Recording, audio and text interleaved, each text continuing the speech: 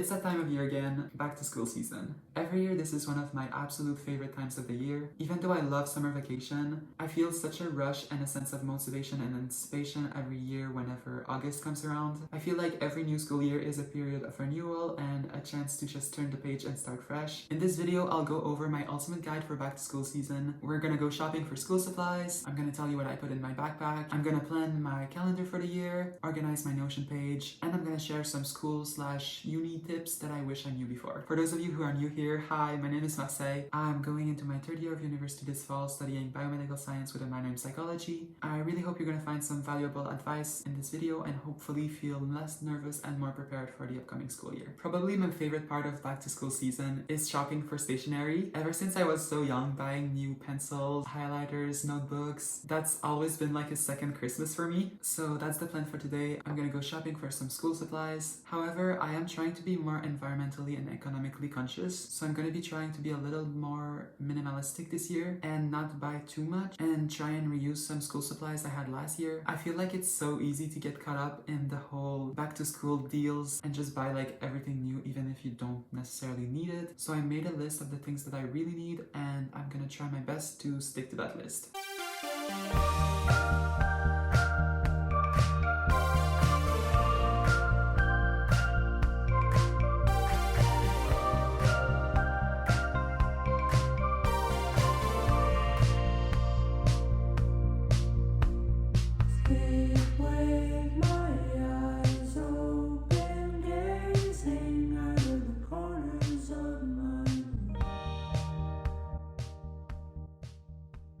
Hey guys, so it's the next day and I thought I would show you guys what I got at the stationery store yesterday and also what I'll be using as my school supplies for this year. So first I bought some highlighters. It's those zebra mouth liners. I like them because they're kind of pastel. Then I bought some normal lead pencils. I chose to buy some in black instead of yellow because I think they're more aesthetic. I also bought a new moleskin journal. I have one identical to that one in blue, but it's almost done, so I thought I would buy a new one. Then I have my Muji pens. Finally, I bought a blue binder where I'm going to be placing my loose sheets during the semester. And I also bought a pack of 24 Crayola markers. I kind of use them as highlighters whenever I'm taking notes because I think it adds a nice touch of color. I wanted to buy some notebooks as well, but they weren't in sale currently, so I thought I would wait a bit. And yeah, so those are going to be basically my school supplies for the year. Also, I bought this tote bag from the New Yorker's website and I received it earlier this week. I know it's kind of basic, but it's solid and kind of minimalistic, which I love. You know how there are like tote bag people and then backpack people? Well, I'm totally both. It really just depends on the day. So some days I'll bring my tote bag to school and then other days I'll just bring my backpack. Speaking of backpacks, this is mine. It's the Fjallraven Kanken 13 inches. I'm really sorry that I butchered that name. I have no idea how to pronounce it. I've had this backpack for almost 3 years now and it's still in good shape. I might change it in the middle of the school year, but for now it's fine. I love these backpacks so much. Before I had this one, I had an identical one but in green for like all of the 4 years of high school. And this might seem really stupid, but in my opinion, those are like the most comfortable backpacks ever. Like they never hurt my back and they just feel like really light. Also, don't be deceived. I know this seem really small, but they actually can fit like a lot of thing in there. It's kind of surprising. So I have my computer in the back pocket. I've had this computer for like 2 years. I think it's the 2020 MacBook Pro 13 inches. I also always keep a book in my backpack. The back pocket is kind of like padded so it doesn't damage my books. My mom always makes fun of me for this, but I hate when my books get damaged. Like I'm a big freak about protecting my books. And luckily this pocket is like a perfect book pocket. If you're curious, I'm currently reading an Elizabeth Taylor biography by Kate Anderson Brower. I'm about halfway through and she has had such an eventful life. It's absolutely crazy. Like every single page of this book has more stuff happening in it than like a year of my life. And the book is pretty big too. Like I think it has more than 500 pages. Anyways, I really recommend it. She was such a trailblazer and I'm really loving it so far. In the big pocket, I usually keep my notebooks, my pencil pouch, my little journal, a hairbrush, a phone charger, my sunglasses, and my wallet. This is actually not a wallet, it's more like a pouch, but I use it as a wallet. I put like all of my cards and stuff in it. And finally, in the little pouch in the front, I have 3 things. The first thing is my keys, of course. Secondly, I have a lip balm. This is actually my favorite lip product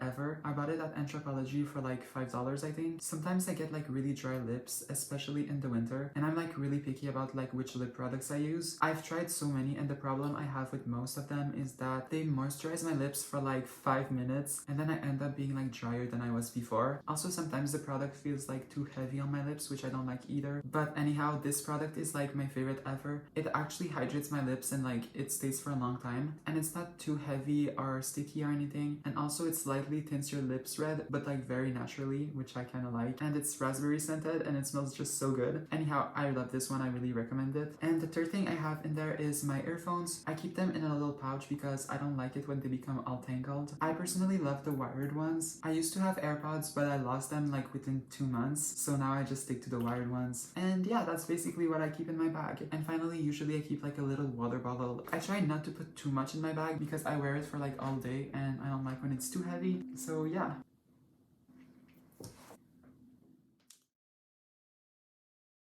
One thing I've learned ever since starting university is that the absolute most important thing is time management. I used to have paper agendas, but every year after a couple of months, I would kind of lose the motivation and stop using them. But ever since I've switched to an online calendar, I've seen a big improvement. So I use Apple calendars and I literally keep track of all of my life on here. What I love most is the color coordination feature of it. To go through it quickly, blue is for school, so lectures, labs, and discussion groups. Yellow is for studying. Red is for due dates and important events. Green is for exercising. Pink is for chill time. And purple is for YouTube stuff. What I personally do when I build my calendar is first I put my school schedule on it because that's a non-negotiable, because that's my biggest priority and I try to attend every single lecture and lab. Then I kind of build my calendar around that. I consider the time it takes me to transit and I set some studying sessions, some chill time, some workout sessions, and some time for YouTube filming and editing. And even though I try to follow my schedule as best as I can, I'm not too strict with it. If something else comes up that week or I'm too tired to study, sometimes I'll just move some stuff around. It's kind of more like an outline. It gives me a vague guideline of what I'd like my days to look like, but I'm very open to stuff changing. I personally don't believe in super strict scheduling. At least that's not what works best for me. During my first year of university, I started off the year so eager on planning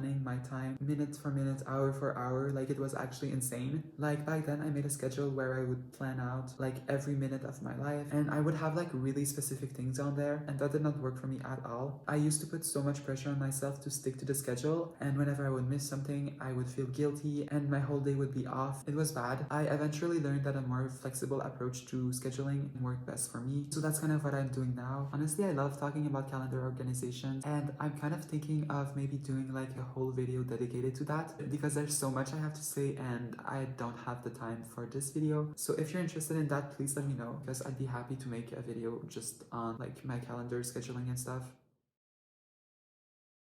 So for every new semester of school, I always create a Notion page where I kind of make an outline of what I want my semester to look like. I always start out by doing a table for my classes where I write the name of the class in the first column, the time and the day of the lectures in the second column, and the grade that I want to obtain for each of the classes in the third column. This semester I'm taking 5 classes. I'm taking molecular biology, general microbiology, evolutionary biology, psychology of human sexualities, and psychology of personality. Honestly, I'm really excited about this semester. The classes seem really interesting and the profs look nice as well, except for microbiology. It's kind of notorious in my program for being one of the hardest classes, and the prof seems very strict and difficult, so I'm not looking forward too much for that one, and honestly I'd be content with finishing with a B in that class. So my next step in my ultimate back to school guide is goal setting. So we are starting a new school year, and in my opinion there is no better time to set goals and intentions for yourself. When setting goals, something I like to do is set specific and measurable goals rather than more generic and vague ones. An example of this is, instead of saying I want to read more, maybe write down something like read 20 pages a day. This might sound like a trivial difference, but setting a goal of 20 pages a day is very achievable, and in the long run it really adds up. For example, if you do that for a month, it adds up to 600 pages, which is basically 2 books per month. Another goal I have is to post a YouTube video every single week. I started posting on YouTube about 2 months ago and I've been relatively consistent, but I want to be even more so and never miss a week.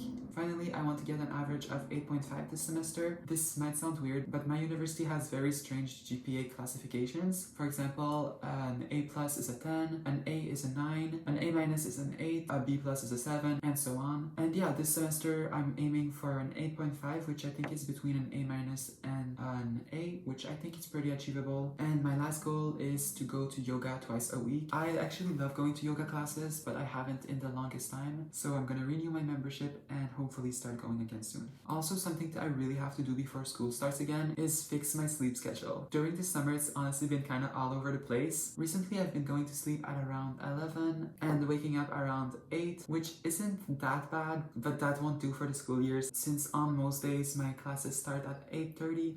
So I'll have to wake up earlier than that. So my dream schedule is to go to bed around 9:30 and wake up at 6. This is because I am personally more of a morning person and I tend to be more productive earlier in the day. Also, I will have to get ready and transit to school every day, and since on most days my classes start around 8:30, so I will have to wake up around 6 to have the time for that. I have around 4 weeks until school starts again, and I want to gradually settle into my ideal sleep schedule. So I made a list, of course, where every week I will go to sleep around 30 minutes earlier than the previous one and wake up about 30 minutes earlier too, so it won't be like a big shock whenever school starts again. So for week 1, I'm gonna go to bed at 10:30 and wake up at 7:30. For week number 2, I'm gonna go to bed at 10 and wake up around 7. For the third week, I'm gonna go to bed at 9:30 and wake up at 6:30. And for the fourth week, I'm gonna go to bed at 9:30 and wake up at 6. Well, this is it for today's video, guys. I really hope you enjoyed. Before I leave, I'd like to just remember you guys to not be too strict on yourselves. I know sometimes in back to school season, we set really strict goals for ourselves, but please remember that school isn't your whole life. Please remember to prioritize your mental health, and please remember progress over perfection